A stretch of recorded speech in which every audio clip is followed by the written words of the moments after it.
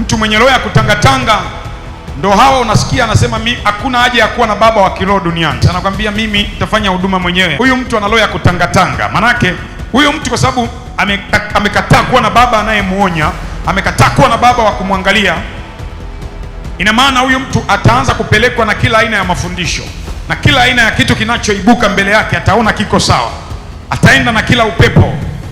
Alafu cha ajabu nakuta huyu mtu naye eti ana watoto wa kiroho.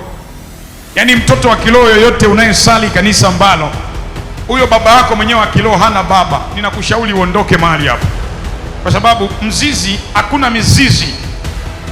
Kuna vita ambayo mimi napigana na shinda, sio kwa sababu tu ya baba yangu, napigana na shinda kwa sababu ya mizizi ya babu aliyoifanya kwa babu, ikapita kwa babu mwingine, ikapita kwa baba, ndio inakuja kwangu. Kwa kuna vitu ambavyo nashinda kwa sababu ya generation ile ya kiroho.